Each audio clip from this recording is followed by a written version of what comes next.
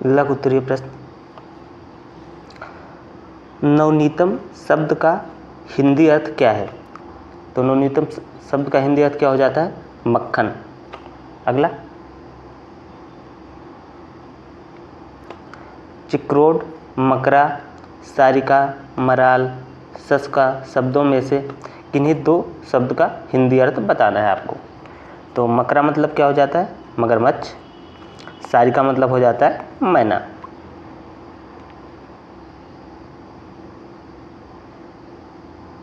अगला, निम्नलिखित शब्दों में से किन्हीं 4 शब्दों का हिंदी अर्थ लिखिए।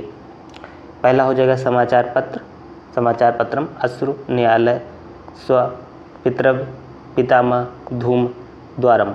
तो इनमें 4 का हमें क्या करना है? हिंदी बताना है।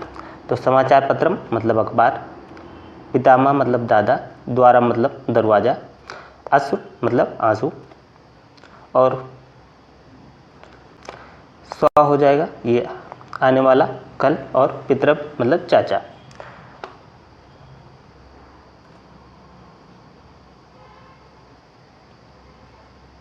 अगला, निम्नलिखित पशु पक्षियों के नाम संस्कृत में लिखिए। गधा, तोता, मछली, बकरी। गधा गर्दभ, तोता सुग, मछली मत्स्य, और बकरी को क्या बोलते हैं संस्कृत में? अजा, अजा बोलते।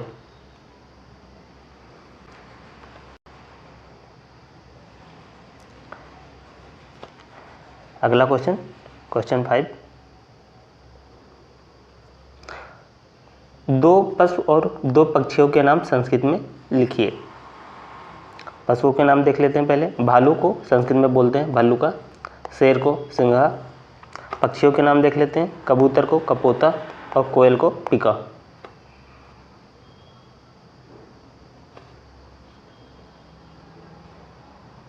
ये आपका अगला क्वेश्चन 6 नंबर का है।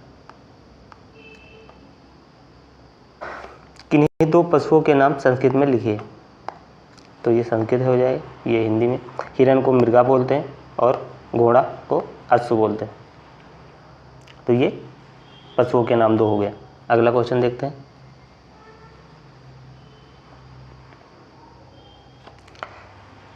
अधोलिखित का संस्कृत लिखिए।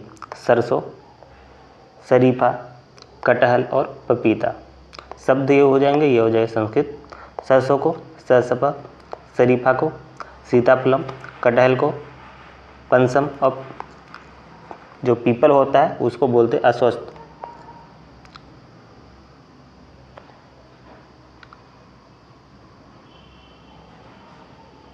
अगला, निम्नलिखित का नाम हिंदी में लिखिए। पलाच, पलास, तुम्बी, अमृतफलम। ये शब्द हो जाएंगे, इसका हिंदी हो जाएगा।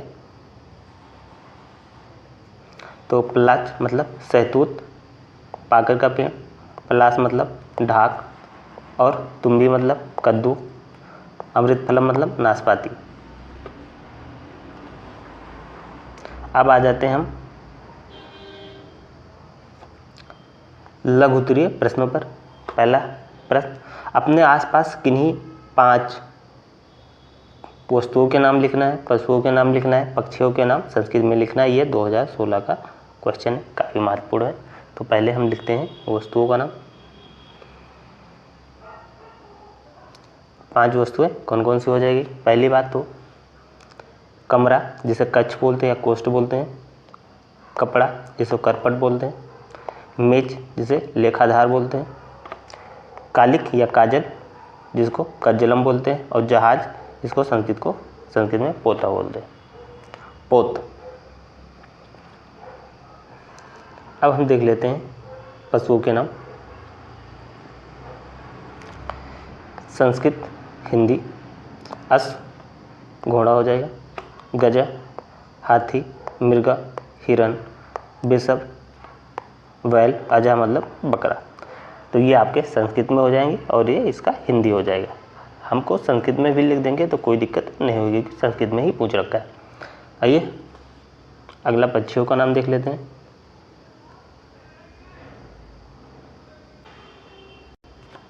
संस्कृत हो जाएगा और ये हिंदी हो जाएगा। उल्लू का उल्लू, कपोता कबूतर, मयूर मोर, और फिर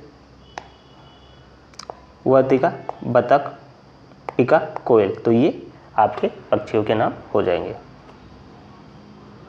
अगला क्वेश्चन नंबर 2, निम्नलिखित शब्दों में किन्हीं 6 शब्दों के नाम संस्कृत नाम लिखना है। 2016 का क्वेश्चन है, काफ़ी महत्वपूर्ण है। घोड़ा, कुत्ता, बकरी, कोयल, चिड़िया, पेड़, तरबूज, लड्डू और अनार। इनको क्या करना है, हमें संस्कृत नाम इनके लिखने हैं। तो आइए देखते हैं। हमने 2 कॉलम बना लिया, संस्कृत और हिंदी और संस्कृत का। तो घोड़ा मतलब अस्तु, कुत्ता कुकुर बोलते हैं और स्वान भी बोलते हैं, दोनों बोलते हैं इसे। बकरी अजा, कोयल को पिका बोलते हैं, चिड़िया को खग बोलते हैं, खगा, पेड़ वृक्ष, वृक्ष, तरबूज कलिंगम, और फिर अनार, ये हो जाएगा आपका अनार, दाड़िमम, लड्डू, मोदकम। तो ये नाम हो जाएंगे आपके जो दे रखा था। अगला क्वेश्चन नंबर 3 देख लेते हैं। क्वेश्चन नंबर 3 क्या कह रहा है, निम्नलिखित संस्कृत शब्दों का हिंदी लिखिए। इसका हिंदी लिखना है, क्या क्या है, खगा, कुंजर, कुंजर, दाड़िम, गोधूम, सरिस, जलम, नकुला, पिपीलिका, अस्वस्थ। तो ये नाम दे रखे हैं कुछ संस्कृत में जिनको हमको लिखना है। ये काफ़ी महत्वपूर्ण है, 2017 का क्वेश्चन है। तो हमने 2 कॉलम बना रखे हैं, संस्कृत और इसकी हिंदी। तो खगा मतलब आपको पक्षी होता है, कुंजर ये होता है हाथी, दाड़िमम मतलब अनार, गोधूम मतलब गेहूँ, सरसिजम मतलब कमल, नकुला मतलब नेवला, पिपीलिका मतलब चींटी, अश्वत्थ मतलब पीपल। तो ये इसके हिंदी से, इसके संस्कृत से इसके नाम हिंदी में ये हो जाएंगे। आइए अगला क्वेश्चन देखते हैं। ये अगला क्वेश्चन हो जाएगा क्वेश्चन नंबर 4।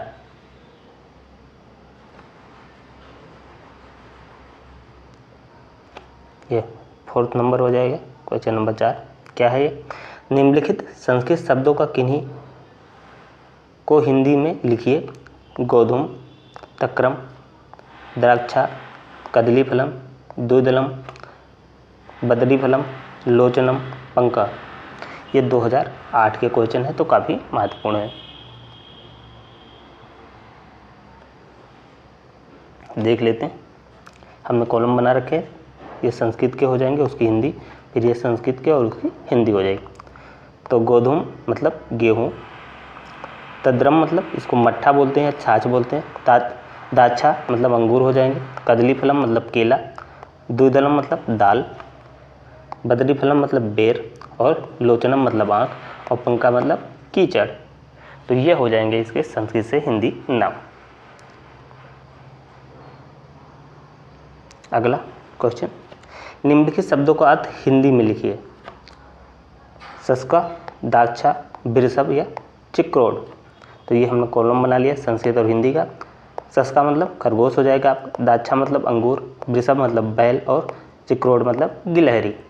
तो ये इसके हिंदी में इसका अर्थ हो जाएगा। आइए अगला क्वेश्चन देख लेते हैं। 6, किन्हीं 4 फलों के नाम संस्कृत में लिखिए। ये 2022 का क्वेश्चन है, काफ़ी महत्वपूर्ण है, 2022 में आ चुका है। तो हमने बना लिया संस्कृत और इसकी हिंदी। हमको क्या करना है, 4 फलों के नाम लिखने हैं।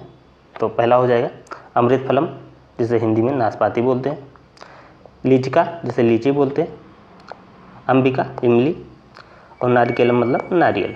तो ये 4 फलों के नाम हो जाएंगे। अगला क्वेश्चन 7वां, संस्कृत भाषा की वर्णमाला को कितने भागों में बांटा जा सकता है। काफ़ी महत्वपूर्ण क्वेश्चन 2022 में पूछा जा चुका है।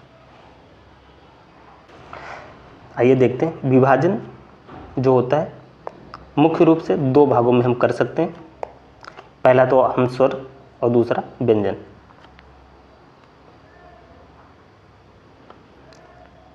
जिसको हम एक फ्लो चार्ट से देख लेते हैं। वर्ण 2 भागों में हम इसको डिवाइड कर रहे हैं। पहला स्वर और व्यंजन। स्वर में हास्य स्वर जिसमें 1 मात्रा का समय लगता है, फिर दीर्घ स्वर जिसमें 2 मात्रा का समय लगता है। तो हास्य स्वर में आ जाएगा छोटा, छोटी, छोटा ओ, री और लिरी। और दीर्घ स्वर में आ जाते हैं बड़ा, बड़ी, बड़ाओ, री और ए आए ओ आओ। अब जब हम व्यंजन में आते हैं, व्यंजन को हमने 3 भागों में बांट रखा है। अस्पष्ट व्यंजन, इसमें 25 आ जाते हैं, ठीक। अंतस्थ व्यंजन, इसमें 4 या, रा, ला, वा, और फिर उस व्यंजन जैसे स और हा। तो ये इसका हमने इसको डिवाइड कर रखा है, जिसमें 25 आ जाएंगे क ख ग घ, तो च छ ज झ या टाटा डाटा, ता था दादा और पापा बाबा, इसमें 25 आ जाते हैं टोटल। तो इसे अस्पष्ट व्यंजन कहते हैं। तो ये रहा इनका विभाजन। आइए आगे देखते हैं अगला क्वेश्चन। ये आपका अगला क्वेश्चन हो जाएगा, ये 8वां है, 8वां क्वेश्चन। संस्कृत के महेश्वर सूत्र लिखिए। 2023 में पूछा जा चुका, काफ़ी महत्वपूर्ण क्वेश्चन है, तो इसको हम देख लेते हैं।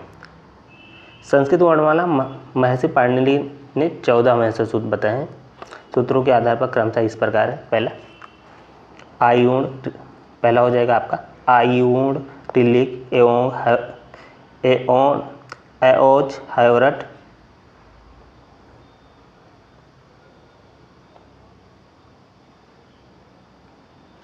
लण, यमगणनम, झभय, घड़धस, जब, गणदस, खा, पाठ, छठ, ठ, चटतव, कपय, ससर, हल। तो ये आपके 14 महेश्वर सूत्र हो जाएंगे, ठीक। इनको आप लोग याद कर लिए, क्योंकि ये बेस है संस्कृत की। जैसे हिंदी में वर्णमाला होती है, जैसे संस्कृत की वर्णमाला है, तो इसको आपको याद करना पड़ेगा और ये काफ़ी महत्वपूर्ण है, पेपर में आता ही है। आगे देखते हैं और कुछ महत्वपूर्ण चीज़ जो पूछा जाता है। संयुक्त व्यंजन, यहाँ से काफ़ी क्वेश्चन बनते हैं। जब 2 व्यंजन वर्ण मिलकर एक वर्ण बनाते हैं, ठीक है,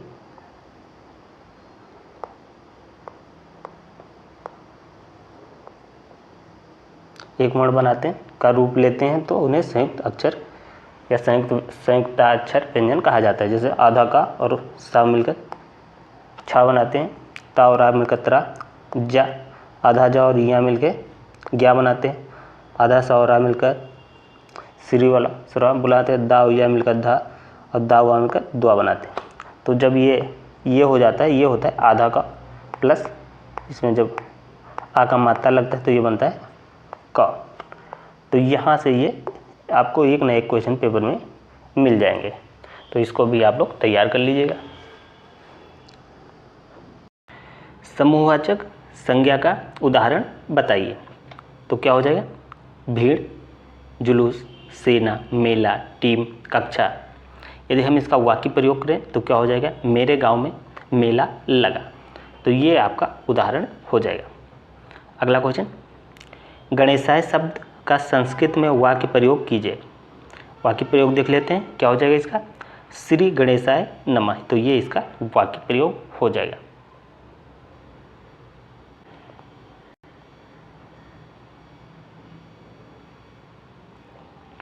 अगला क्वेश्चन, आकारांत पुल्लिंग क्या है, होता है।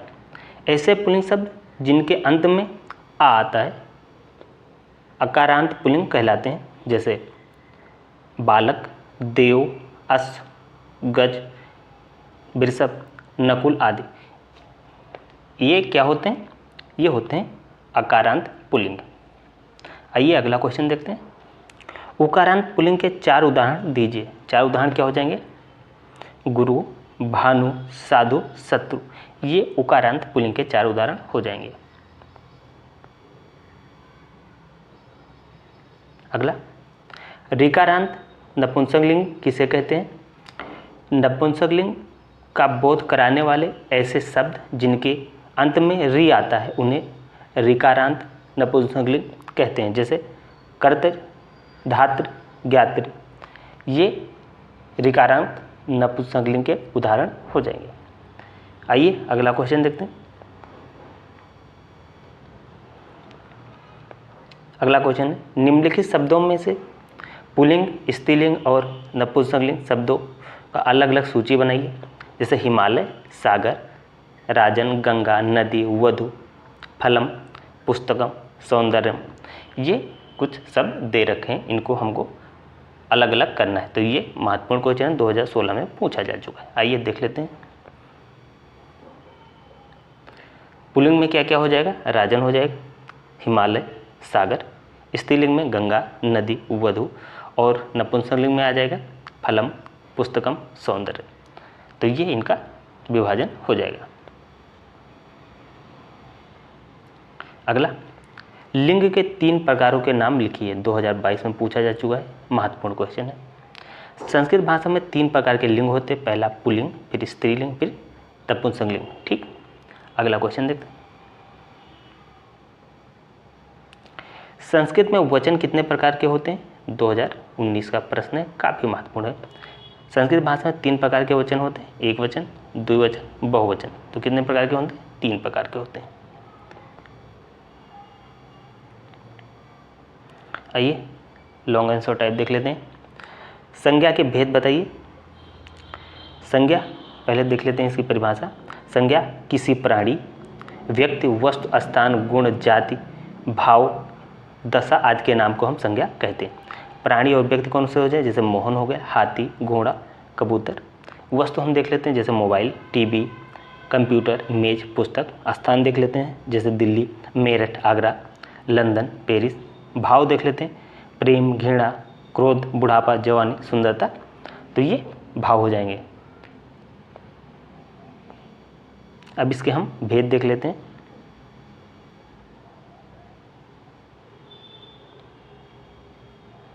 संज्ञा के भेद प्रकार। संस्कृत में संज्ञा के मुख्य रूप से 3 भेद होते हैं, व्यक्तिवाचक संज्ञा, जातिवाचक संज्ञा, भाववाचक संज्ञा। इसके अतिरिक्त 2 अन्य होते हैं, जैसे समूहवाचक संज्ञा और द्रव्यवाचक संज्ञा। इस प्रकार हम संज्ञा को 5 भेदों में विभाजित कर सकते हैं। सबसे पहले हम देख लेते हैं व्यक्तिवाचक। व्यक्तिवाचक संज्ञा वह शब्द जिनसे किसी व्यक्ति विशेष, प्राणी विशेष, स्थान विशेष या वस्तु विशेष का बोध होता है, उन्हें हम व्यक्तिवाचक संज्ञा कहते हैं। जैसे मोहन हो गया, गोपाल हो गया, दिल्ली हो गया, मेरठ, मेज, गंगा आदि, ये सारे व्यक्तिवाचक संज्ञाएं हो जाएंगे। अब हम जातिवाचक देख लेते हैं। जातिवाचक संज्ञा वह शब्द जो किसी स्थान, प्राणी अथवा वस्तु की संपूर्ण जाति या समूह का बोध कराते हैं, उन्हें जातिवाचक संज्ञा कहते हैं। जैसे मनुष्य हो गया, नदी, नगर, पर्वत, पशु, लड़का, बकरी। ये सारे के सारे जातिवाचक संज्ञा हो जाएंगे।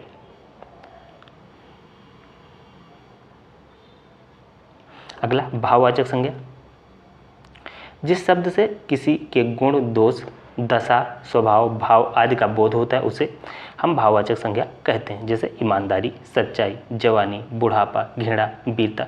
ये सारे के सारे भाववाचक संज्ञा के अंतर्गत आ जाएंगे। समूहवाचक संज्ञा क्या होती है? वह शब्द जो किसी समूह या समुदाय का बोध कराते हैं, उन्हें समूहवाचक संज्ञा कहते हैं। जैसे भीड़ हो गया, जुलूस, सेना, सभा, कक्षा, दल आदि भाववाचक संज्ञा आदि समूहवाचक संज्ञा हो जाएंगे। अगला द्रव्यवाचक संज्ञा। जो शब्द किसी द्रव्य पदार्थ, धातु आदि का बोध कराते हैं, उन्हें हम द्रव्यवाचक संज्ञा कहते हैं। जैसे स्टील, दूध, घी, लकड़ी, सोना, चांदी। ये सारे के सारे द्रव्यवाचक संज्ञा के अंतर्गत आ जाते हैं। अगला क्वेश्चन, लिंग का अर्थ बताइए। संज्ञा और शब्दनाम के जिस रूप से किसी व्यक्ति, वस्तु तथा स्थान के स्त्री या पुरुष वाचक होने का बोध होता है, उसे लिंग कहते हैं। लिंग का शाब्दिक अर्थ है निशान या चिन्ह। अतः लिंग उस चिन्ह को कहते हैं जिससे किसी शब्द का पुरुषवाचक, स्त्रीवाचक अथवा नपुंसकलिंग होना सिद्ध हो। इसके प्रकार देख लेते हैं। 3 प्रकार के होते हैं। पुल्लिंग जैसे बालक, गुरु, कवि, इसके उदाहरण हो जाएंगे। स्त्री जैसे बालिका, रमा, रात्रि, रजनी। नपुंसकलिंग जैसे नेत्रम, गृहम, मित्रम, वस्तु। ये इसके प्रकार हो जाएंगे। अगला देख लेते हैं। पुल्लिंग के प्रकार। संस्कृत में पुल्लिंग शब्द दो प्रकार के होते हैं, पहला अजंत पुल्लिंग, दूसरा हलंत पुल्लिंग। अजंत पुल्लिंग क्या होता है? अजंत पुल्लिंग जो शब्द अपने अंत में स्वर रखते हैं उन्हें अजंत या स्वरांत पुल्लिंग कहते हैं। जैसे राम हो गया, कृष्ण हो गया, हरि हो गया, बालक होगा आदि, ये सारे के सारे अजंत पुल्लिंग के अंतर्गत आते हैं। अब जो अजंत पुल्लिंग के भाग हैं, अजंत पुल्लिंग के 3 भाग हैं। आगे इनको 3 भागों में बांटा गया है। पहला अकारांत पुल्लिंग, ऐसे पुल्लिंग शब्द जिनके अंत में आ आता है, छोटा आता है, अकारांत पुल्लिंग कहते हैं। जैसे बालक, देव, अश्व, वृक्ष, पर्वत, काक आदि। इकारांत पुल्लिंग, ऐसे पुल्लिंग शब्द जिनके अंत में ई आता है, इकारांत पुल्लिंग कहलाते हैं। जैसे कवि, मुनि, पति, कवि, निधि, निरपति आदि। तो ये इकारांत पुल्लिंग के उदाहरण हो जाएंगे। अब हम देख लेते हैं उकारांत। उकारांत पुल्लिंग, ऐसे पुल्लिंग शब्द जिनके अंत में उ आता है, उकारांत पुल्लिंग कहलाते हैं। जैसे गुरु, भानु, साधु, शिशु, शत्रु, पशु, बंधु आदि। अब दूसरा हम देते हैं हलंत। हलंत पुल्लिंग, जिनके अंत में व्यंजन होता है उन्हें हलंत या व्यंजनांत पुल्लिंग कहते हैं। इनको भी 2 भागों में बांटा गया है। इनको 2 भागों में बांटा गया। पहला सकारांत पुल्लिंग, पुल्लिंग का बोध कराने वाले ऐसे शब्द जिनके अंत में स आता है उन्हें सकारांत पुल्लिंग कहते हैं। जैसे चंद्रमस, चंद्रमा, विद्वस, विद्वान आदि। अगला नकारांत पुल्लिंग, पुल्लिंग का बोध कराने वाले ऐसे शब्द जिनके अंत में ना आता है उन्हें नकारांत पुल्लिंग कहते हैं। जैसे आत्मन। अगला क्वेश्चन देख लेते हैं। स्त्रीलिंग के प्रकार बताइए। संस्कृत में स्त्रीलिंग शब्द के भी 2 रूप हैं, पहला अजंत, दूसरा हलंत। अजंत देख लेते हैं। अजंत जो शब्द अपने अंत में स्वर रखते हैं उन्हें अजंत या स्वरांत स्त्रीलिंग कहते हैं। इनके 5 भाग हैं। इनके 5 भाग देख लेते हैं कौन कौन से। आकारांत स्त्रीलिंग, ऐसे स्त्रीलिंग का बोध कराने वाले शब्द जिनके अंत में बड़ा आता है आकारांत स्त्रीलिंग कहलाते हैं। जैसे बाला, बालिका, वाटिका, वसुधा, निशा आदि।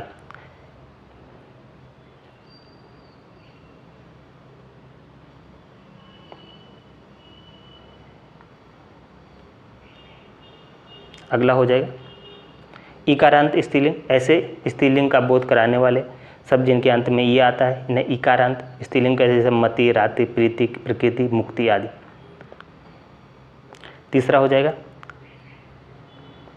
इकारांत स्त्रीलिंग, ऐसे स्त्रीलिंग का बोध कराने वाले शब्द जिनके अंत में बड़ी आता है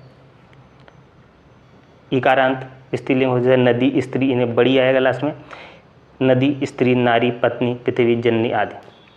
अगला उकारांत स्त्रीलिंग,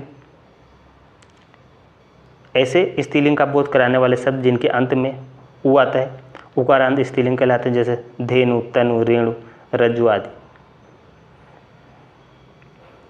अब आता है उकारांत स्त्रीलिंग, ऐसे स्त्रीलिंग का बोध कराने वाले शब्द जिनके अंत में बड़ा उ आता है उकारांत कहलाते हैं। इनके उदाहरण देख लेते हैं। जैसे आपका हो जाएगा वधु, साधु।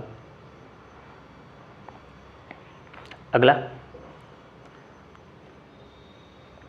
हलंत स्त्रीलिंग, जिन शब्दों के अंत में व्यंजन होता है उन्हें हलंत या व्यंजना स्त्रीलिंग कहते हैं। हलंत के भाग 2 होते हैं। एक होता है तकारांत स्त्रीलिंग, ऐसे स्त्रीलिंग का बोध कराने वाले शब्द जिनके अंत में ता आता है वो तकारांत स्त्रीलिंग व्यंजनांत होते हैं। जैसे सरित, विद्युत, योषित, हरित। अगला हो जाएगा चकारांत स्त्रीलिंग, ऐसे स्त्रीलिंग का बोध कराने वाले शब्द जिनके अंत में चा आता है वो चकारांत स्त्रीलिंग व्यंजनांत होते हैं। जैसे वाच, रुच, सुच आदि। अगला क्वेश्चन, वचन किसे कहते हैं? 2016 में पूछा जा चुका है, तो काफ़ी महत्वपूर्ण क्वेश्चन है।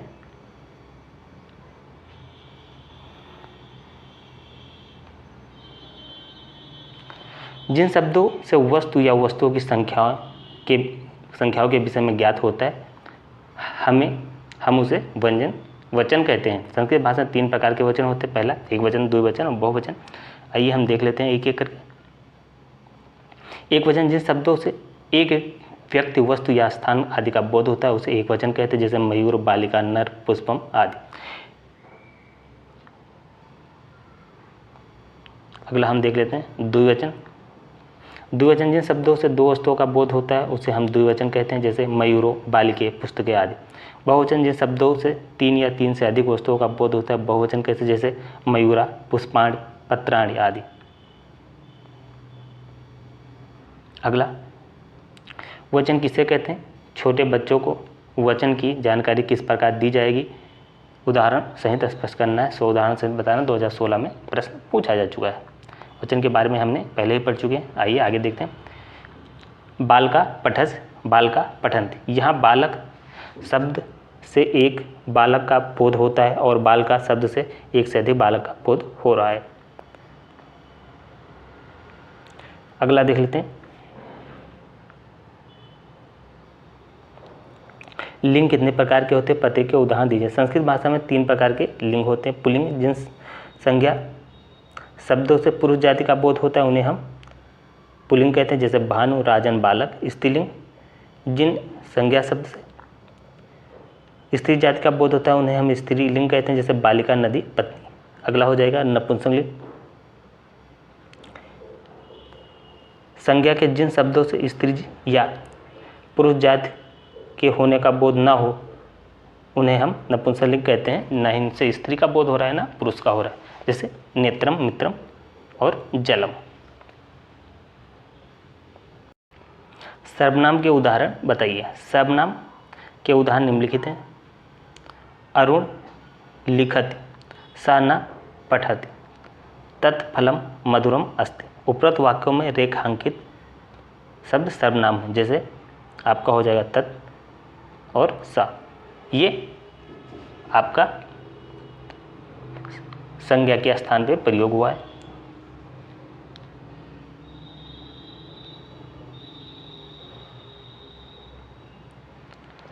प्रश्नवाचक सर्वनाम के उदाहरण लिखिए। निम्नलिखित है। इदम किमस्त, त्वं कुत्र गच्छसि, सा कदा आगच्छत्, आगमस्यत्।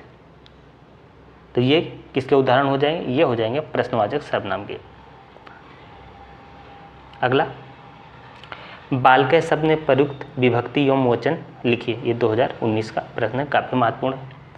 तो क्या हो जाएगा? विभक्ति तृतीया हो जाएगी, वचन बहुवचन हो जाएगा और शब्द बालक। अगला संस्कृत में वचन कितने प्रकार के होते हैं? 2019 का प्रश्न, काफ़ी महत्वपूर्ण। संस्कृत में वचन 3 प्रकार के होते हैं। एक वचन, द्विवचन और बहुवचन। एक वचन क्या होता है? जिन शब्दों में से एक व्यक्ति, वस्तु या स्थान आदि का बोध होता है उसे एक वचन कहते हैं, जैसे मयूर, गृहम, पुस्तकम, बालिका आदि। द्विवचन जिन शब्दों से 2 वस्तुओं का बोध होता है उसे हम द्विवचन कहते हैं, जैसे बालको, मयूरो, पुस्तकें आदि। बहुवचन जिन शब्दों से 3 या 3 से अधिक वस्तुओं का बोध होता है उसे बहुवचन कहते हैं, जैसे मयूरा, फलानी।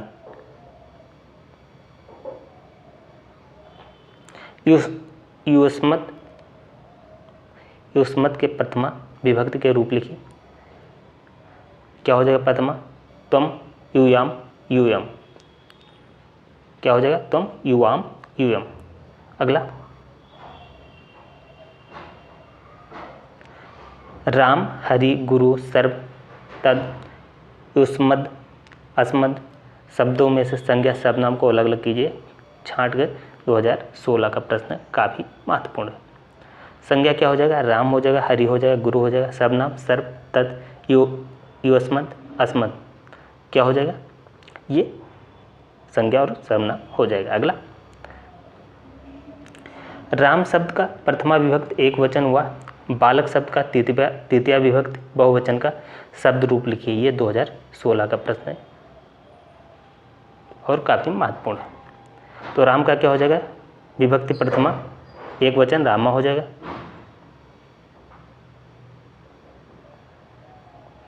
और बालक का विभक्ति तृतीया और बाल के बहुवचन हो जाएगा। अगला मुनिभी शब्द किस विभक्ति और वचन का है? 2017 का प्रश्न है, काफ़ी महत्वपूर्ण है। जो मुनिभी शब्द है इसकी विभक्ति तृतीया है, वचन बहुवचन है। अगला, युष्मभ्यम शब्द किस विभक्ति और वचन का है? 2017 का प्रश्न है, काफ़ी महत्वपूर्ण है। शब्द क्या है? युष्मभ्यम, यह विभक्ति इसकी चतुर्थी हो जाएगा, वचन बहुवचन हो जाएगा। अगला प्रश्न,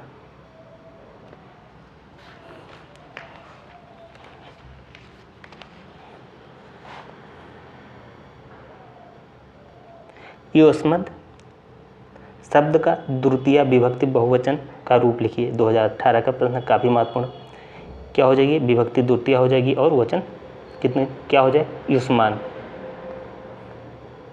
अगला, वृक्ष शब्द का पंचमी विभक्ति एक वचन का रूप लिखिए। 2018 में पूछा जा चुका है, महत्वपूर्ण प्रश्न है। वृक्ष का पंचमी विभक्ति पंचमी हो जाएगी और एक वचन क्या हो जाएगा? वृक्षात। मति शब्द किस विभक्ति और वचन में है? ये 2021 में पूछा जा चुका है, काफ़ी महत्वपूर्ण है। मति का विभक्ति द्वितीय हो जाएगी, वचन बहुवचन हो जाएगा। अगला,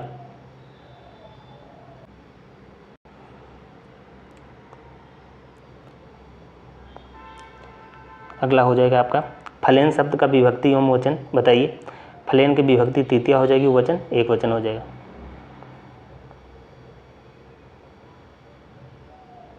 फलेन शब्द का विभक्ति एवं वचन बताइए। तो ये विभक्ति तृतीय और एक वचन हो जाएगा। अगला,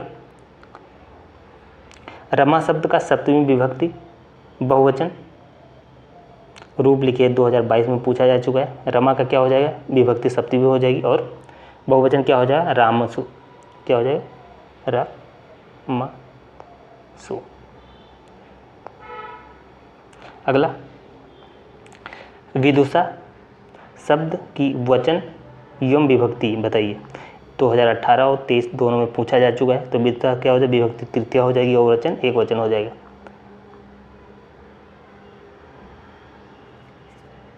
अगला, भवत शब्द का पुल्लिंग एवं स्त्रीलिंग दोनों में प्रथम विभक्ति के सभी वचनों के रूप लिखिए।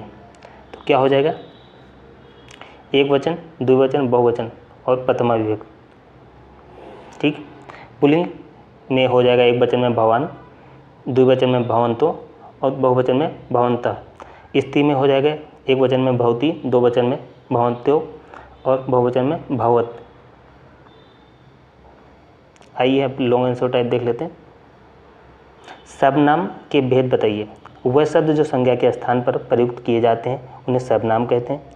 इसके 6 भेद होते हैं सर्वनाम के। पुरुषवाचक सर्वनाम, जिस सर्वनाम का प्रयोग वक्ता या लिखने वाले व्यक्ति द्वारा स्वयं अपने लिए किया जाता है या किसी अन्य के लिए किया जाता है, वो पुरुषवाचक सर्वनाम होता है। ये 3 प्रकार के होते हैं।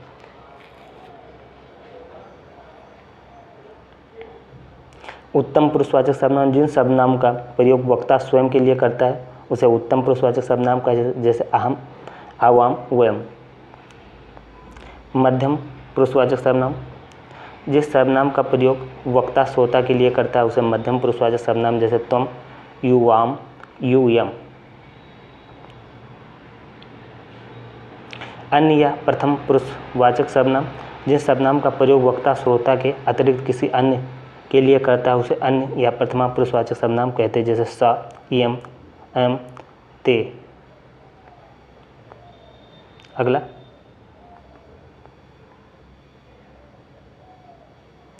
अगला हो जाएगा आपका निश्चयवाचक सर्वनाम। वह सर्वनाम जो किसी व्यक्ति, धातु आदि को की ओर निश्चयपूर्वक संकेत करते हैं उन्हें निश्चयवाचक सर्वनाम कहते हैं, जैसे अयम कंदुका मोहनस अस्ति, एतत् तस्य गृहम् अस्ति, ते पुस्तकं पठन्ति।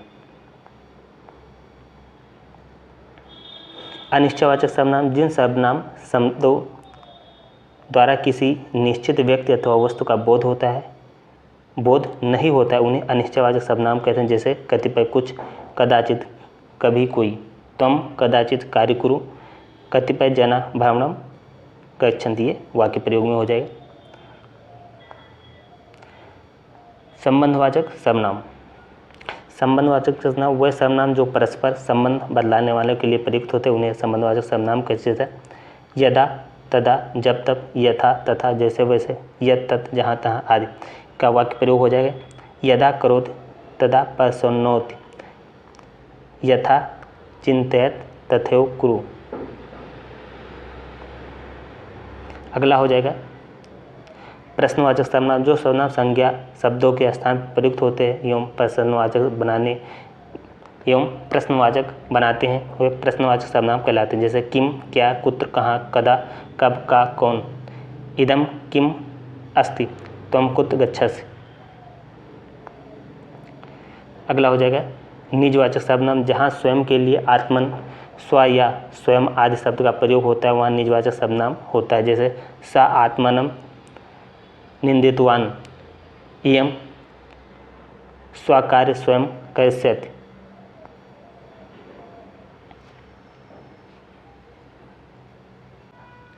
अगला हो जाएगा विभक्ति का अर्थ बताते हुए उनके प्रकार बताइए। विभक्ति का शाब्दिक अर्थ है विभक्त होने की क्रिया या भाव या विभाग या बाण।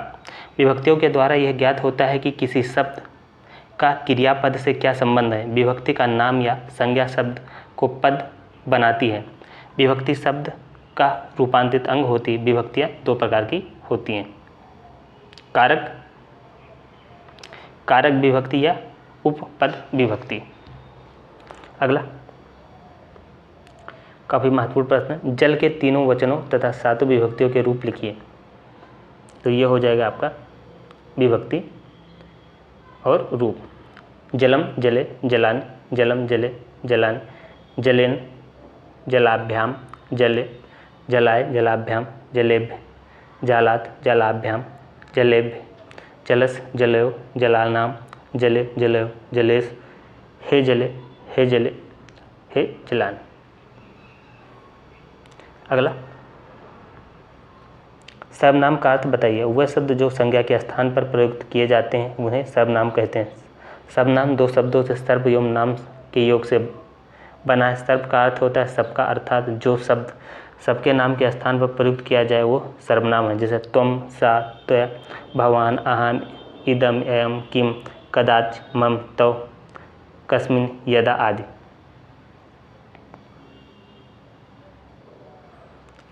कनिका पठस, सा न लिखत। अरुण लिखत, सा न पठस, ऐसा वृक्ष अस्ति। तो ये इसके वाक्य प्रयोग हो जाएंगे। अगला संस्कृत में विभक्तियाँ कितनी होती हैं, चिन्ह सहित उल्लेख कीजिए। 2017 में पूछा जा चुका है। क्रिया के साथ सीधा संबंध रखने वाली विभक्ति युक्त रूपों को कारक कहते हैं। संस्कृत में कारक को विभक्ति भी कहते हैं। कारक अथवा विभक्ति निम्न प्रकार की होती हैं, आपको पता ही होगा।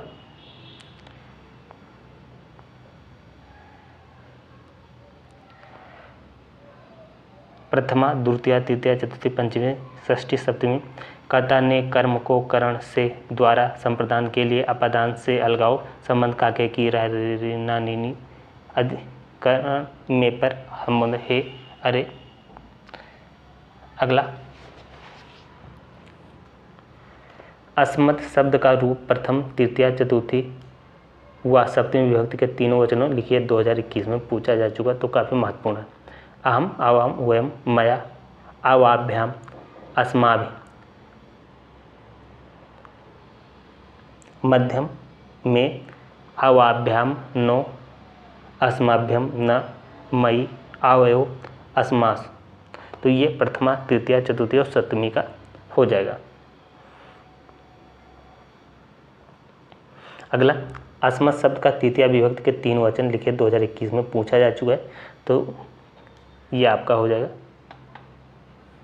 मया एक वचन हो जाएगा, आवाभ्याम द्विवचन और बहुवचन अस्माभि।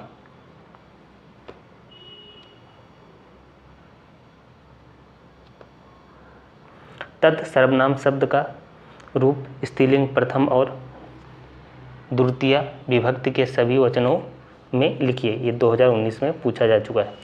तत् सर्वनाम शब्द का रूप स्त्रीलिंग सा एक वचन में हो जाएगा, प्रथमा विभक्ति है, द्विवचन में ते, बहुवचन में ता। विभक्ति द्वितीया, एक वचन में ताम, द्विवचन में ते और बहुवचन में ता हो जाएगा। धातु रूप कितने प्रकार के होते हैं? धातुएं कुल 3 प्रकार की होती हैं। पहला हो जाएगा आपका पर स्मैपदी, दूसरा हो जाएगा आपका आत्नेपदी और तीसरा हो जाएगा आपका उभयपद। तो ये 3 प्रकार की धातुएं होती हैं।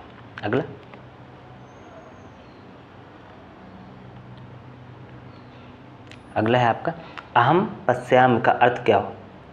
इसका अर्थ बताना है। अहम पश्याम मतलब मैं देखता हूँ। अगला, लट लकार का प्रयोग किस काल के लिए किया जाता है? लट लकार का प्रयोग वर्तमान काल के लिए किया जाता है। अगला,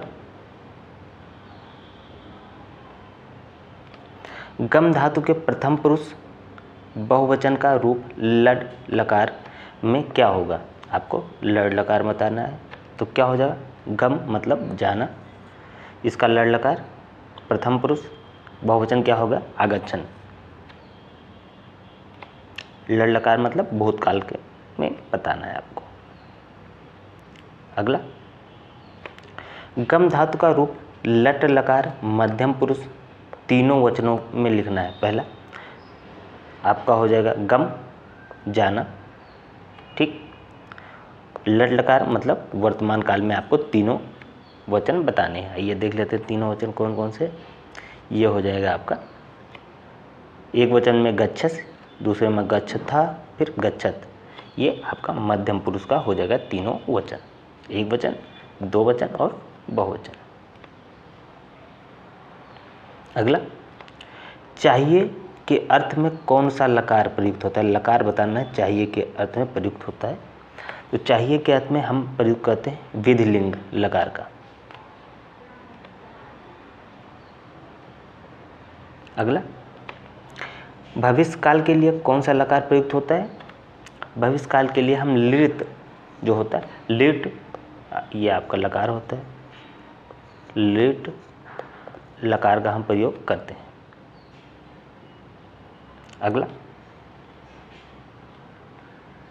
अगला हो जाएगा आपका गम धातु के लिए लट लकार प्रथम पुरुष का रूप लिखिए।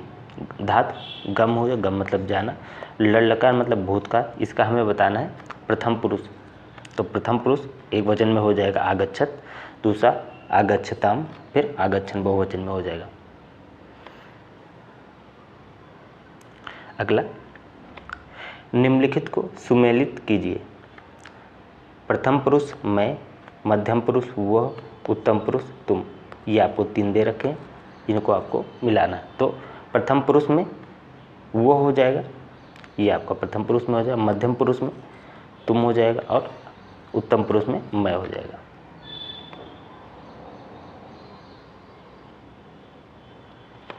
संस्कृत में पुरुष कितने होते हैं? नाम लिखिए। संस्कृत में पुरुष कितने होते हैं? ये आपके 3 पुरुष होते हैं। पहला हो जाएगा प्रथम पुरुष, फिर मध्यम पुरुष और फिर उत्तम पुरुष। ये पहला हो जाएगा, दूसरा और ये तीसरा।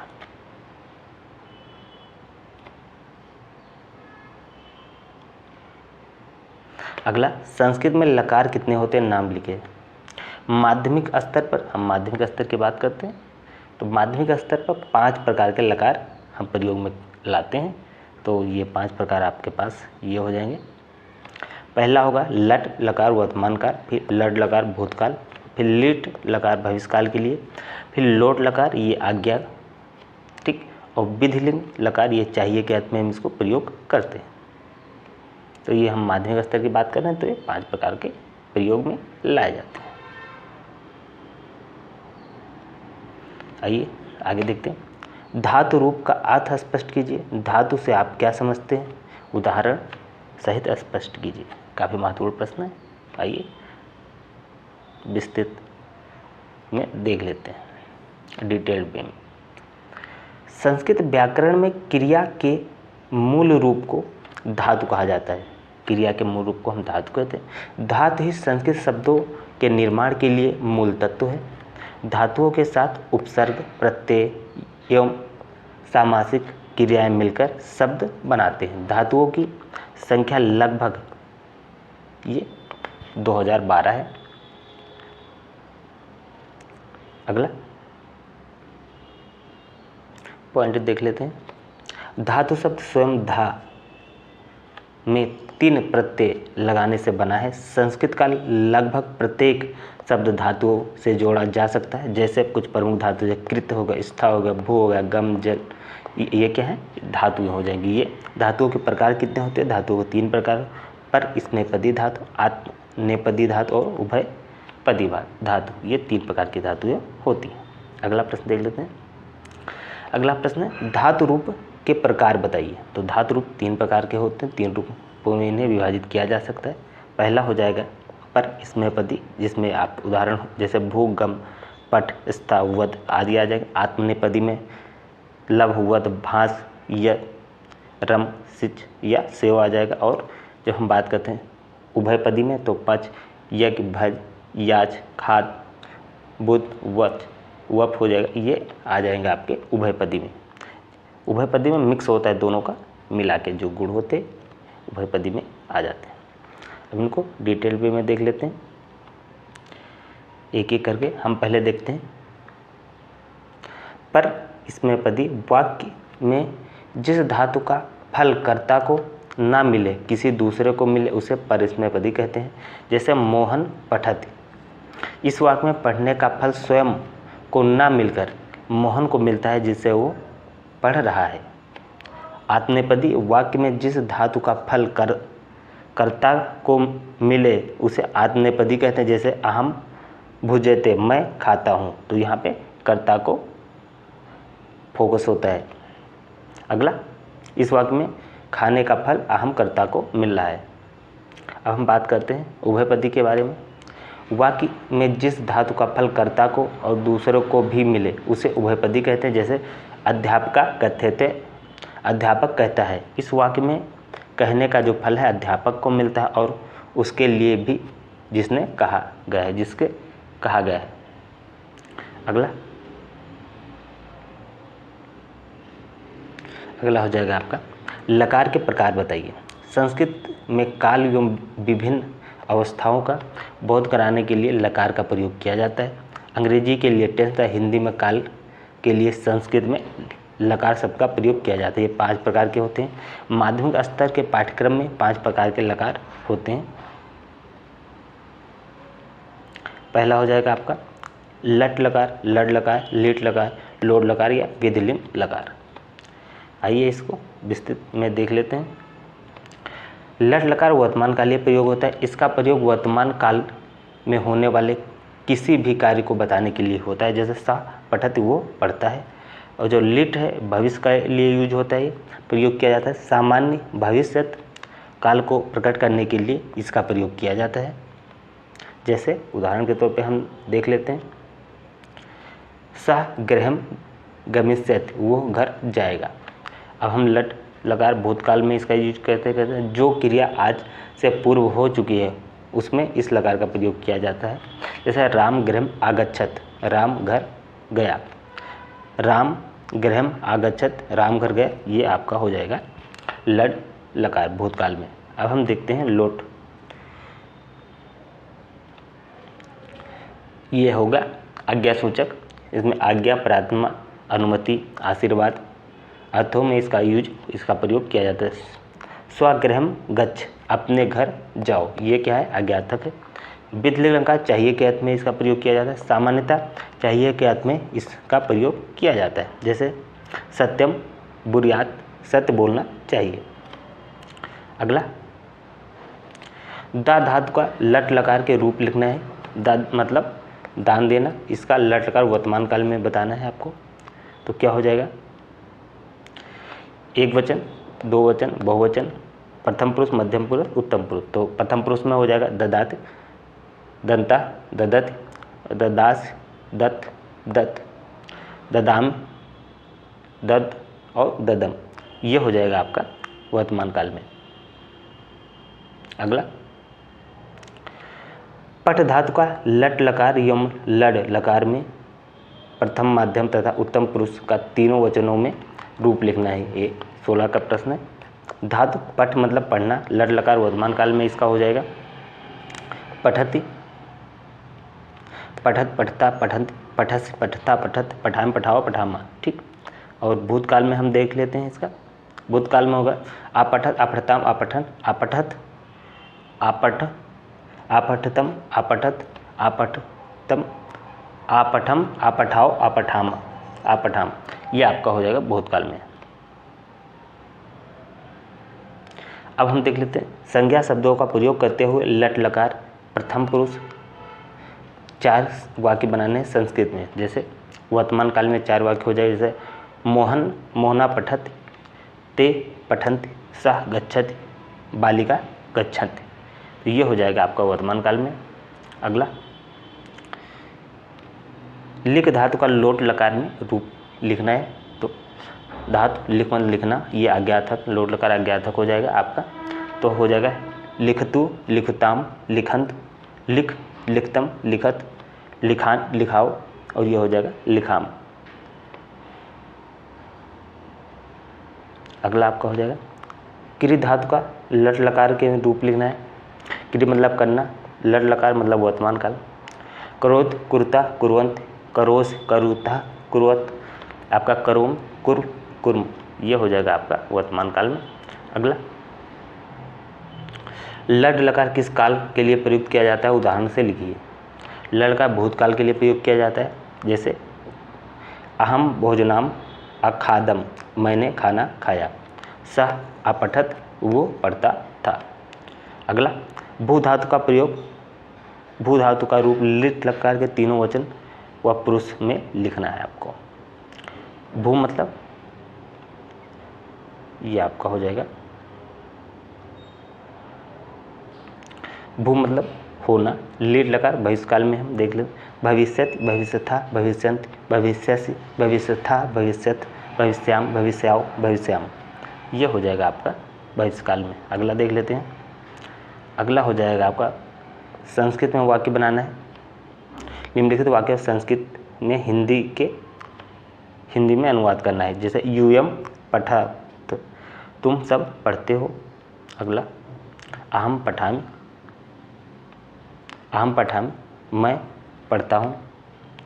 वयम गच्छाम, हम सब जाते हैं। वृक्षात फलम आपतत, वृक्ष से फल गिरते हैं। अगला निम्नलिखित वाक्यों का संस्कृत में अनुवाद करना है। यह घर से विद्यालय जाता है। अयम गृहात् विद्यालयम गच्छत, तुम दोनों संस्कृत पढ़ते हो। युवाम संस्कृत पठत, लड़के मैदान में खेलते हैं। बालका क्रीड़ा क्षेत्रे क्रीडन्ति। अगला राम रामपुर में रहता है। राम रामपुरे वसत। अगला निम्नलिखित वाक्य संस्कृत में अनुवाद करना। वृक्ष पर 3 पत्ते हैं। वृक्षे त्रीणि पत्राणि सन्ति, वह विद्यालय से आता है। सा विद्यालयात् आगच्छति, राम के पास 2 फूल हैं। रामम निक्सा द्वय पुष्पे अस्ता। अगला राम ने रावण को मारा। राम रावणम हतवान। अगला हो जाएगा आपका, ये संस्कृत से हिंदी में करना है। अहम पुस्तकम पठाम, मैं पुस्तक पढ़ता हूँ। ताम प्रति दया कुरु, उनके प्रति दया करो। शिशु प्रकृत्या सरल भवति, बालक स्वभाव से सरल होता है। अगला गुरुवे नमः, गुरु को नमस्कार करो। ये आपका संस्कृत में अनुवाद करना है। तुम पढ़ते हो, तुम पठस, हम दोनों जाते हैं। आवाम गच्छाओ, मैं प्रतिदिन खेलता हूँ। अहम प्रतिदिनम क्रीडाम, वह सब बाजार गए। ते आपणाम गच्छन्त, संस्कृत में अनुवाद करना है इसका। बालक हंसता है, बालका हंसत। शीला ने पुस्तक पढ़ी। शीला पुस्तकम अपठत, पत्ते गिरते हैं। पत्राणि पतंत। अगला बंदर दौड़ते हैं। बंदरा धाविष्यन्ति। अगला हो जाएगा आपका, निम्नलिखित का संस्कृत में अनुवाद कीजिए। गणेश को लड्डू अच्छे लगते हैं। गणेशाय मोदकम रुच्यते, गुरु को नमस्कार, गुरुवे नमः। अगला हो जाएगा राम पढ़ने के लिए काशी जाता है। राम पटनाय काशी पुरीम गच्छति, श्याम पिता के साथ गया, श्यामात् पितृण स आगच्छत। अगला हो जाएगा आपका, निम्नलिखित वाक्य को संस्कृत में अनुवाद कीजिए। मैं प्रतिदिन विद्यालय जाता हूँ, अहम प्रतिदिन विद्यालयम गच्छामि। तुम कहाँ रहते हो, तुम कुत्र वसति, श्याम के पैर से लंगड़ा है, श्याम 5 दिन खंजा, पेड़ से फल गिरते हैं, वृक्षात् फलानि पतन्ति। सर्वप्रथम किस देवता की अर्चना की जाती है, तो सर्वप्रथम गणेश भगवान की अर्चना की जाती है, गणेश भगवान की पूजा की जाती है। अगला प्रश्न देख लेते हैं, वंदना का शास्त्रोवाचन क्यों कहा जाता है। जो वंदना होता है, वंदना को हो जाएगा, वंदना को शास्त्रोवाचन क्यों कहा जाता है। वंदना हमें ज्ञान, उल्लास एवं अपने मूल्यों की पहचान कराते हैं, इसीलिए हम शास्त्रोवाचन के रूप में वंदना करते हैं।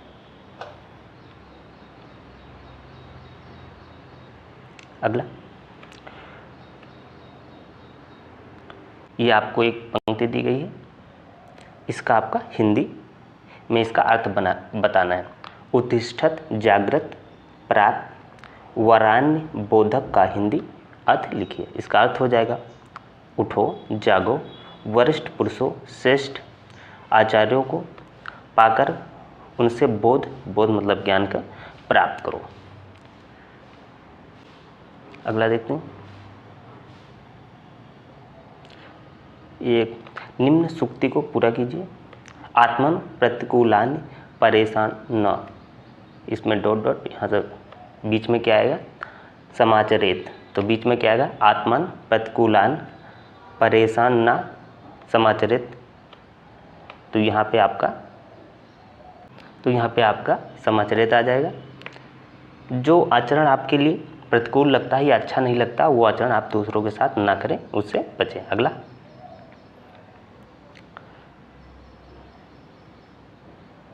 अगला हो जाएगा आपका, वंदना के कितने रूप होते हैं।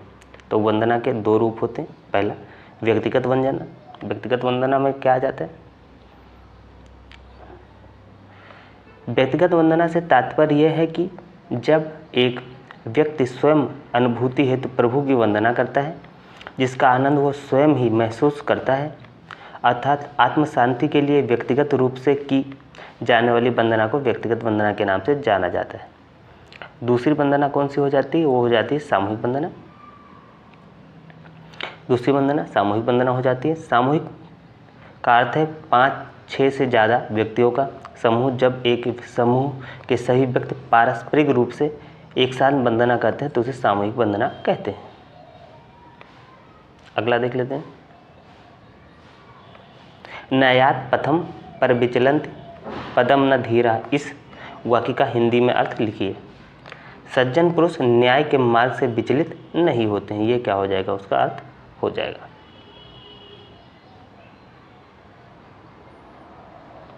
हित मनोहारी च दुर्लभम वच, इस सूक्ति का आशय हिंदी में लिखिए।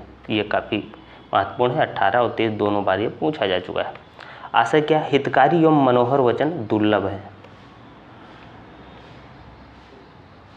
अगला, हित मनोहारी चा दुर्लभ वच, इस सूक्ति का आशय आपका हो गया। अगला कौन सा है, अगला है आपका विद्या दत्तात विनय का क्या आशय है। ये 21 में पूछा जा चुका है। विद्या से विनय गुण की प्राप्ति होती है।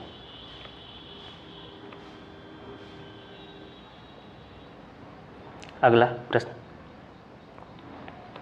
निम्नलिखित नीतिपरक श्लोक का हिंदी अर्थ लिखिए।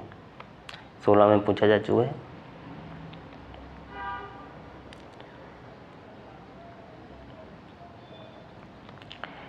वृत्तम यत्नेन संरक्षेत वृत्त मार्यात याति च अक्षणो वितंता क्षीणो वृत्त तस्तु हतो हता। ये आपका श्लोक हो जाएगा। इसका अर्थ क्या होगा, प्रसंग देख लेते हैं। प्रस्तुत श्लोक में कवि मनुष्य को अपने चरित्र की रक्षा के लिए प्रेरित कर रहा है। अब इसका हम हिंदी अर्थ देख लेते हैं। हिंदी अर्थ आपका हो जाएगा चरित्र की परियत पूर्वक रक्षा करनी चाहिए।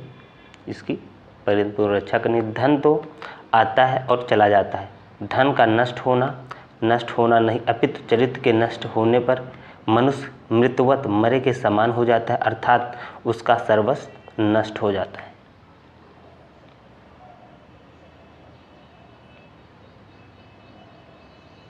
अगला देख लें, निम्नलिखित श्लोक का हिंदी अर्थ लिखिए।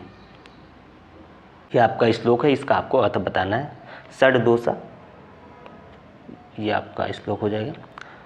षड्दोषा पुरुषेणे हातव्या भूतिमिच्छता निद्रा तद्रा भयम क्रोधम आलस्य दीर्घसूत्रता।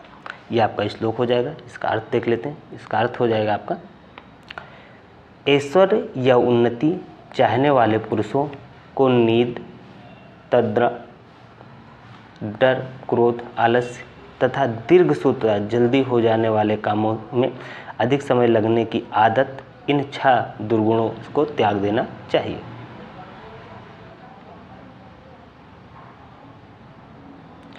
निम्नलिखित श्लोक का हिंदी अर्थ आपको लिखना है। कोर्थ पुत्रेण जातेन यो न विद्वान न धार्मिका काणेन चक्षुषा किम वा चष पीडयो केवलम। इसका आपको अर्थ बताना है। उस पुत्र के उत्पन्न होने से क्या लाभ है जो न विद्वान हो ना ही नीतिवान हो। कानी आँख से क्या लाभ होगा, वो तो केवल पीड़ा देने के लिए ही होती है।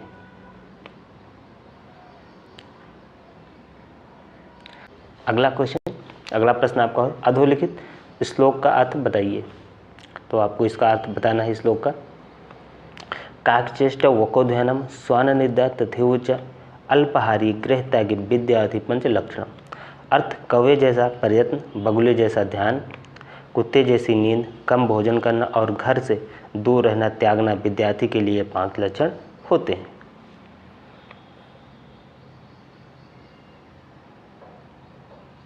अगला प्रश्न, निम्नलिखित श्लोक का अर्थ हिंदी में लिखिए। 19 में पूछा जा चुका है। पारिताणाय साधूनाम विनाशाय च दुष्टकृताम धर्म संस्थापनार्थाय संभवामि युगे युगे। इसका अर्थ हो जाएगा साधुओं भक्तों की रक्षा करने के लिए, पाप कर्म करने वालों का विनाश करने के लिए और धर्म की भली भांति स्थापना करने के लिए युग युग में प्रकट हुआ करता हूँ।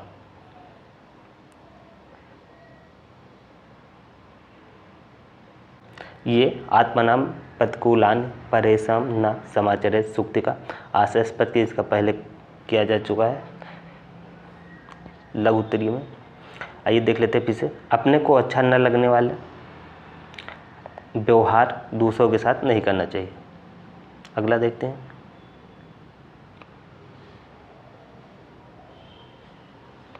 आदर्श वाचन से आप क्या समझते हैं, इसकी विशेषताएं बताइए। 16 में पूछा जा चुका है। शिक्षक द्वारा किए जाने वाला आदर्श वाचन कहलाता है क्योंकि यह बालक के लिए वाचन के आदर्श रूप में होता है। अतः अध्यापक को सुंदर वाचन में ध्यान देने योग्य बातों का ध्यान रखते हुए वाचन करना चाहिए, जिससे कि बालक को वाचन के लिए उचित मार्गदर्शन प्राप्त हो सके।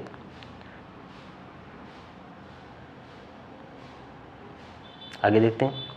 यदि अध्यापक द्वारा किए गए वाचन में त्रुटियां रहती हैं और वाचन के घटकों का ध्यान नहीं रखा जाता है तो उसे आदर्श वाचन नहीं कहा जाएगा। अध्यापक द्वारा किए गए वाचन को आदर्श वाचन इसलिए कहा जाता है कि अध्यापक वाचन में कोई त्रुटि नहीं करेगा तथा वाचन के घटकों का ध्यान रखते हुए वास्तव में बालकों के समझ आदर्श वाचन प्रस्तुत करेगा। अगला प्रश्न देख लेते हैं। अगला प्रश्न, कंठस्थ किया हुआ कोई एक श्लोक लिखना है। इस प्रश्न पद में 2016 में पूछा जा चुका। तो अभिवादनशीलस नित्यम विधो सेविना चत्वारतस वर्धन्ते आयुर्विद्या यशो बलम। ये आपका एक श्लोक हो जाएगा। अगला प्रश्न देख लेते हैं।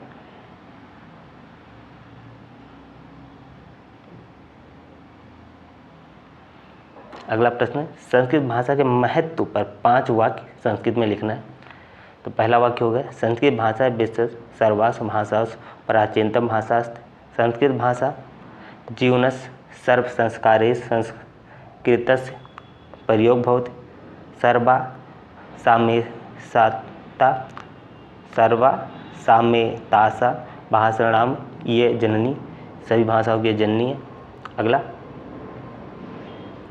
हम देख लेते हैं, वेद रामायण महाभारत भगवद गीता इत्यादि ग्रंथ संस्कृत भाषा में विरचितान। इयं भाषाया महत्व विदेश राज्येषु वा प्रसिद्ध। तो ये इसके कुछ 5 वाक्य हो गए जो संस्कृत भाषा के लिए महत्व के बारे में हो गए। कथ्य शब्द का प्रयोग किन वचनों में किया जाता है? कथ्य शब्द का प्रयोग सदैव बहुवचन में किया जाता है। अगला, एकोनविंशति शब्द का हिंदी अर्थ लिखिए। एकोनविंशति शब्द का हिंदी अर्थ है 19। नवविंशति शब्द का हिंदी अर्थ लिखिए। नवविंशति शब्द का हिंदी अर्थ 29 हो गया ये।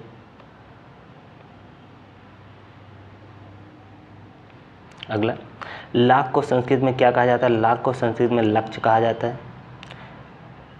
60 63 का अर्थ बताइए। 60 63 का अर्थ होता है 36।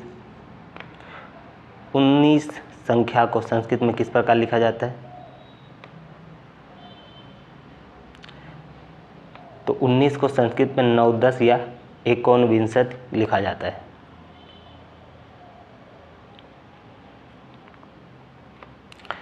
5 से 15 तक गिनती संस्कृत में लिखे, 2023 में पूछा चुका। 1 से 10 तक गिनती लिखी संस्कृत में, ये 22 में पूछा जा चुका है। और 15 से 20 तक के संख्यावाचक शब्दों में लिखना है, ये आपका 18 में पूछा जा चुका। तो सबको एक साथ ही कर लेते हैं।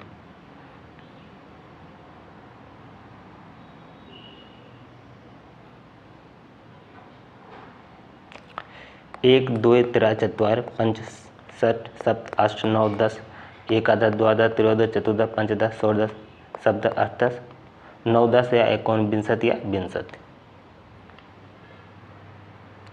आगे देखते हैं, 12 13 14 15 16 17 18 19 और 20 संख्या को संस्कृत में लिखना है। 16 में प्रश्न पूछा जाए। 12 द्वादश 13 त्रयोदश 14 चतुर्दश 15 पंचदश 16 षोडश 17 सप्तदश 18 अष्टदश 19 9 10 19 और 20 को विंशति कहते हैं।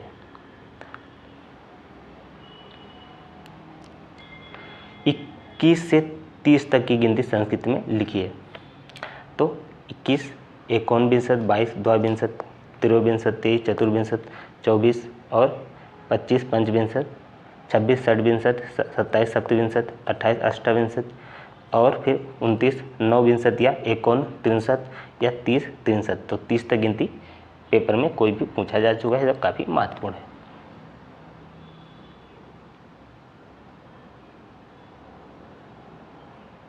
तो ये आपका 21 से 30 तक रहा और फिर आपका ये गिनती रहा 1 से 20 तक। तो काफ़ी महत्वपूर्ण है।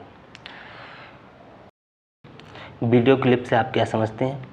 वीडियो क्लिप एक दृश्य श्रव्य साधन के रूप में प्रस्तुत किया जाने वाली शिक्षण सहायक सामग्री है, जिससे विषय सामग्री अधिक आकर्षक हो जाती है, रुचिकर हो जाती है, सरल और सुबोध बन जाती है। तो ये चीज़ें वीडियो क्लिप से शिक्षा सामग्री में सरलता आ जाती है, आकर्षक सामग्री को बनाता है, रुचिकर बनाता है, सरल और सुबोध बना देता है। अगला, संस्कृत में वाचन कितने होते हैं? संस्कृत में वाचन 3 होते हैं। पहला आदर्श वाचन या शास्त्र वाचन, दूसरा अनुकरण वाचन, तीसरा मौन वाचन। 3 प्रकार के वाचन होते हैं। अगला प्रश्न, खेल प्रवृत्ति का अर्थ बताइए। शिक्षा में खेल के उचित अवसर प्रदान करने से बालक में सहजता से ही संस्कृत भाषा सीख जाते हैं। खेल एक ऐसी प्रवृत्ति है जिसके द्वारा कठिन से कठिन शब्दों को आनंद एवं उत्साह के साथ सीख जाते हैं।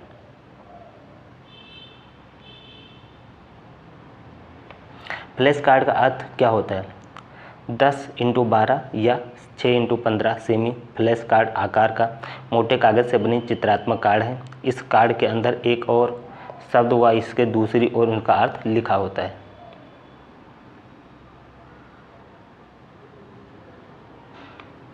कक्षा में चार्ट को प्रभावशाली बनाने हेतु क्या सावधानियां करनी चाहिए? तो क्या सावधानियां करनी चाहिए? पहला, चार्ट सरल और प्रकरण केंद्रित होना चाहिए। यह प्राकृतिक और कल्पनाओं रूप से निर्मित होने चाहिए। अगला, चित्रों का आकार उपयुक्त होना चाहिए, ना तो बहुत छोटा होना चाहिए और ना ही बहुत दीर्घाकार। चार्ट शुद्ध होने चाहिए। अगला, संस्कृत शिक्षण को रुचिकर बनाने के लिए कौन कौन सी सहायक संभव विधाएं प्रयुक्त की जाती हैं? केवल नाम बताना है। सहायक सामग्री, पहला श्रव्य सामग्री, दृश्य सामग्री और शब्ददृश्य सामग्री। श्रव्य सामग्री में रेडियो, टेप रिकॉर्डर, ग्रामोफोन, लिंगोफोन ये आ जाता है। दृश्य में आ जाता है मॉडल, चार्ट, ग्राफ, मानचित्र। और शब्ददृश्य में टेलीविजन या चलचित्र आ जाते हैं।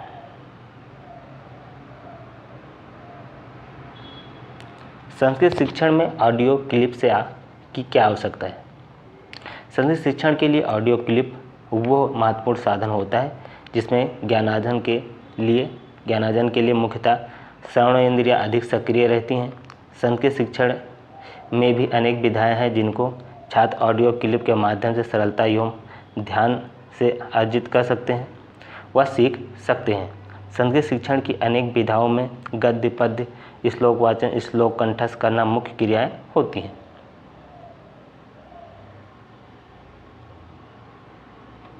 जिनकी संपूर्ण जानकारी केवल ऑडियो क्लिप द्वारा प्रदान करना ही संभव हो पाता है, क्योंकि ऑडियो क्लिप के द्वारा हम प्रत्येक विधा का ज्ञान छात्रों को प्रदान कर सकते हैं।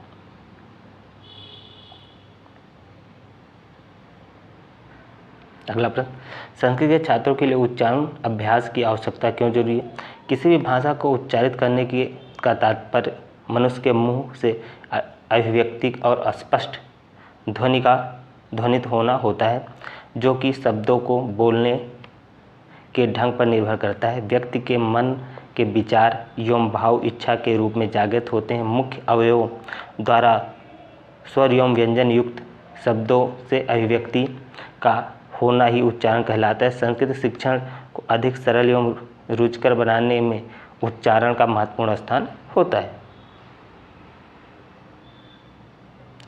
आगे, जब छात्र शुद्ध उच्चारण करते हैं तो संस्कृत शिक्षण का ज्ञान अनायास ही प्राप्त कर लेते हैं। प्राचीन कालीन शिक्षा में गुरुत्व का पद शुद्ध उच्चारण करने वाले शिष्यों को ही प्राप्त होता था।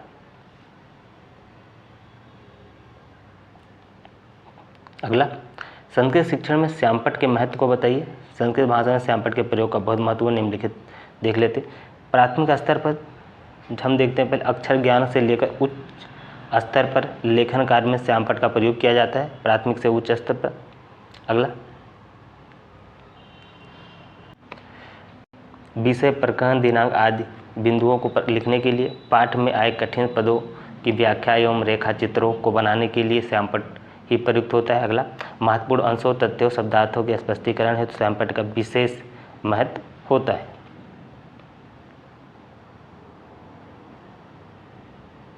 अगला, श्यामपट्ट में मूल्यांकन प्रश्न एवं अभ्यास कार्य सरलता से कराए जाते हैं। अगला, छात्रों में लेखन क्षमता का विकास होता है। छात्रों का अर्जित ज्ञान सुदृढ़ एवं अस्थायी होता है। आगे देख लेते हैं, संस्कृत शिक्षण के अनुकरण वाचन का महत्व समझाइए।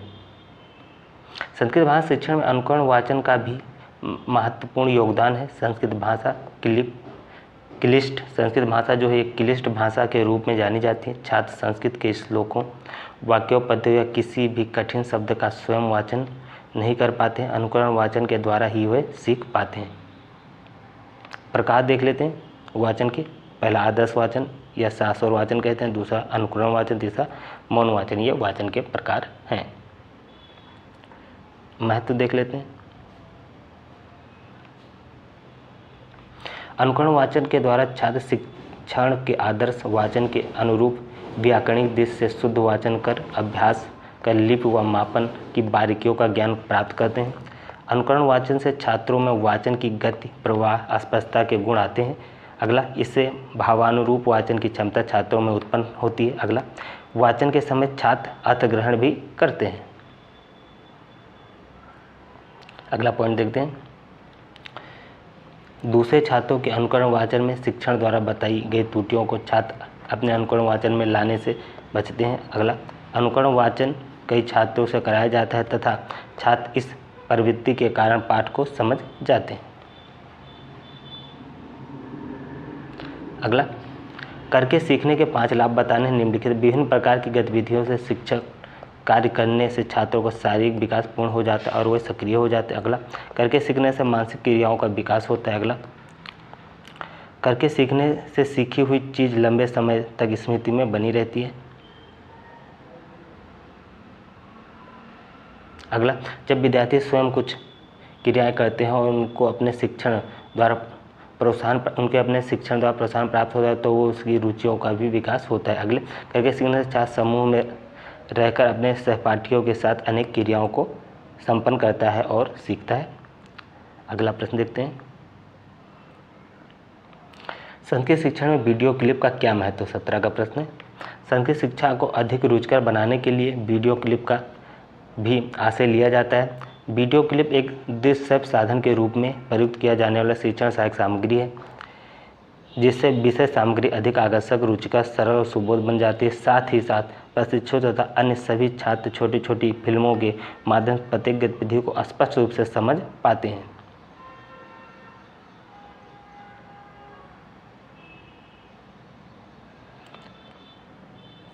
पर रूप से होता है, वीडियो क्लिप के द्वारा दिखाई जाने वाली फिल्मों को देखा एवं सुना जा सकता है और ये फिल्म छात्रों को कल्पना करने, भाव प्रकट करने और अधिक विचारशील बनाने के लिए प्रेरित करती है। इसका महत्व देख लेते हैं।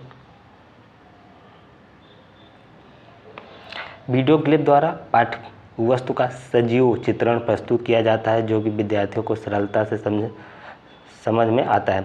छात्रों का अधिकतम स्तर अस्थायी एवं उच्च हो जाता है। अगला, छात्रों को विषय वस्तु आकर्षक एवं रुचिकर लगने लगती है, जिससे वह अधिक मन लगाकर सीखते हैं। अगला, कठिन विषय वस्तु को छात्र वीडियो क्लिप के माध्यम से पुनः देख व समझ सकते हैं।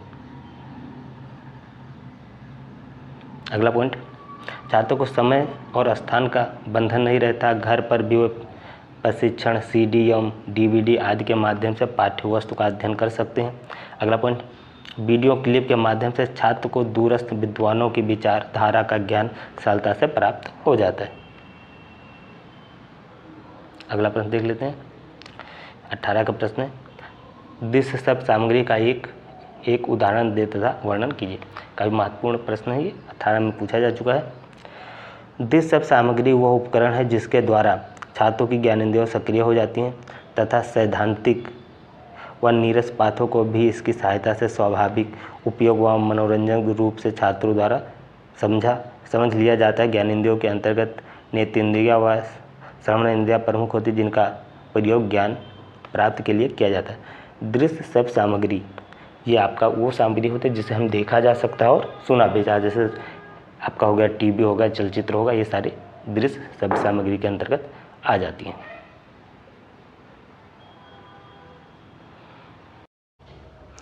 आप लोग कमेंट करके बताइएगा ये क्लास आप लोगों को कैसी लगी। इसे लाइक करें, शेयर करें और चैनल को सब्सक्राइब करके बेल आइकन दबा दें। PDF के लिए आप लोग टेलीग्राम ग्रुप ज्वाइन कर लें, जिसका लिंक आपको कमेंट बॉक्स में मिल जाएगा। तो इस क्लास में इतना ही। जय हिंद, जय भारत।